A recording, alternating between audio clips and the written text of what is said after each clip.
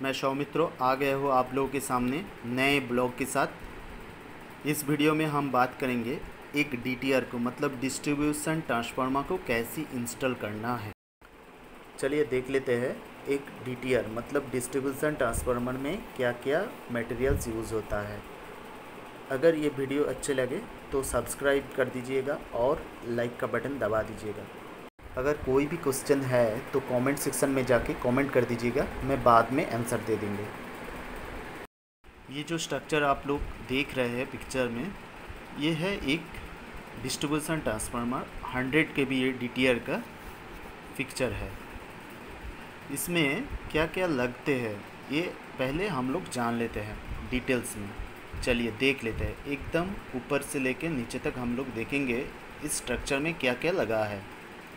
पहले तो आप लोग देख लीजिएगा 2 जॉइस पोल मतलब एच बीम पोल भी इसको हम लोग बोल सकते हैं। जो ऊपर में आप लोग 2 चैनल देख रहे हैं इसको बोलते हैं टॉप चैनल। उसके बाद लगा है 3 एलए मतलब 11 kV एलए, ये है लाइटिंग एडजस्टर। ऊपर में जो आप देख रहे हैं टॉप चैनल है 150 का, तो उसी में देखिए 3 डिक्स इंसुलेटर लगा है। उस 3 डिक्स इंसुलेटर के ठीक सामने 3 आप लोगों को हार्डवेयर फिटिंग्स दिखेगा। हार्डवेयर फिटिंग्स का काम यहाँ पे यही है कि जहाँ से हम लोग 11 kV टैप कर रहे हैं, 11 kV जहाँ से हम लोग टैप कर रहे हैं उस 11 kV कंडक्टर को पकड़ के रखने के लिए ये हार्डवेयर फिटिंग्स हम लोग लगाते हैं। नीचे देखते हैं, इसके बाद हम लोग देख लेते हैं क्या है। ये जो 11 kV का कंडक्टर आया है ये डिक्स इंसुलेटर 11 kV डिक्स इंसुलेटर के थ्रू, उसके बाद कहाँ पे आया है ऊपर में ये जो 150 का जो चैनल टॉप चैनल लगा है 2 साइड में, उसके ठीक ऊपर आप लोगों को शायद दिखाई नहीं देगा। अब देखिए यहाँ पे एक और यहाँ पे एक, तीनों पिन इंसुलेटर लगा है। 11 kV पिन इंसुलेटर ये पॉलीमर का है इसीलिए इस तरह का है, छोटा सा है, क्योंकि ये अगर गिर भी गया तो ये टूटेगा नहीं, ठीक है। अब उसके ऊपर से देखिए ये कंडक्टर आया है। कंडक्टर कहाँ पे कनेक्ट हुआ है, ये जो 3 एले दिख रहे हैं आप लोगों को, ये 3 एले का ऊपर का हिस्सा तीनों 11 kV कंडक्टर पे कनेक्ट हुआ है। और एले का जो नीचे का पोर्शन है ये तीनों एले का एक साथ शॉर्ट कर दिया गया है। एले लगाने का मेन रीज़न यही हुआ, बारिश के टाइम अगर बिजली गिरते हैं 11 kV कंडक्टर के ऊपर तो एक ह्यूज वोल्टेज प्रोड्यूस होता है। तो उसमें क्या होता है कि वो जो कंडक्टर के थ्रू वोल्टेज आ रहा है वो डीटीआर को डैमेज कर सकता है। पर हम लोग क्या किया, एले लगा दिया और एले के ऊपर का हिस्सा कहाँ पे गया है वो 11 kV कंडक्टर से कनेक्ट है, और नीचे का एले का नीचे का पोर्शन कहाँ पे गया है, एक शॉर्ट होके पाइप अर्थिंग के थ्रू ग्राउंड पे गया है। तो इसका मतलब यही हुआ अगर बिजली गिरेगा तो जो वोल्टेज प्रोड्यूस होगा वो डायरेक्ट ग्राउंड हो जाए। ये ऊपर में जहाँ पे हार्डवेयर फिटिंग्स लगा हुआ था वहाँ से 3 कंडक्टर नीचे आ रहा है, तो वो कंडक्टर कहाँ जाएगा, हम लोगों का जो AB स्विच लगा है उसके नीचे वहाँ पे ले जाना है। तो इसके लिए लेंथ बहुत ज़्यादा हो रहा है, इसी के वजह से हम लोग मिडिल में क्या किया, एक एंगल लगा दिया 65x65x6 का, और उसमें 3 पिन इंसुलेटर माउंट किया गया है। और उसको जो ऊपर से जो कंडक्टर आ रहा था वहाँ पे सपोर्ट देने के लिए ये पिन इंसुलेटर हम लोग यूज़ किए हैं। अब देख लेते हैं इसके बाद क्या है कि जहाँ से पिन इंसुलेटर सपोर्ट के थ्रू ये कंडक्टर आया है वो जाके ये 11 kV का 200 एम्पेयर का 3 pole vertical mounting type gang operated AB switch है। ये कहाँ पे जाया है, गैंग ऑपरेटेड AB स्विच पे कनेक्ट हुआ है। AB स्विच यूज़ किया गया है। इसको ऑपरेट करने के लिए हम लोग क्या करते हैं कि एक आइसोलेटर लगा देते हैं। एक आइसोलेटर का रेटिंग क्या होगा, 200 एम्पेयर का होगा, TPN आइसोलेटर होगा, ठीक है। देखते हैं AB स्विच के ठीक नीचे एक एंगल लगा है 65x65x6 का, और इस एंगल में 3 पिन इंसुलेटर माउंट किया गया है। ठीक उसके नीचे और एक एंगल है 65x65x6 का, जिसमें और 3 पिन इंसुलेटर दिया है। अब देखिए ये 2 जो एंगल है इसके बीच का थोड़ा गैप दिया गया है। इस गैप में क्या है, हम लोग फ्यूज यूज़ करेंगे।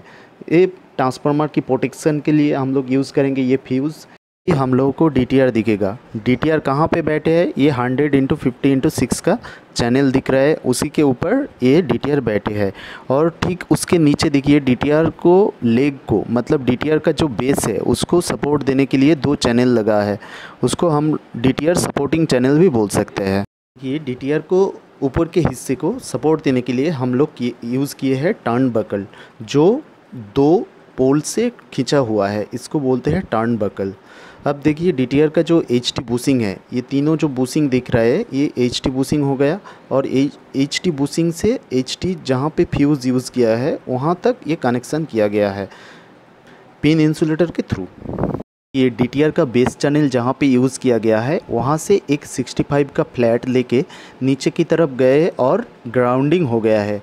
ये फ्लैट यूज़ करने का मतलब यही हुआ DTR का बॉडी का जो अर्थिंग करना है उसी के लिए ये यूज़ किया गया है।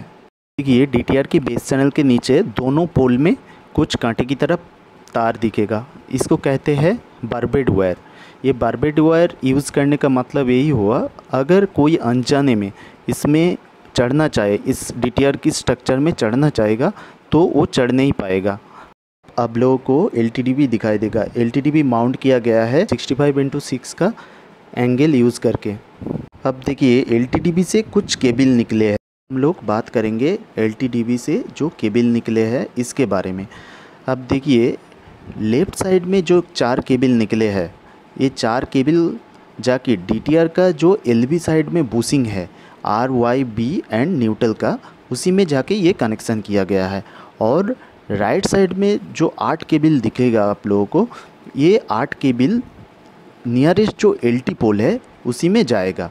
ये 100 kb DTR के लिए हम लोग दोनों केबल यूज़ किया है, वन है 120 स्क्वायर mm का और एक है 95 स्क्वायर mm का।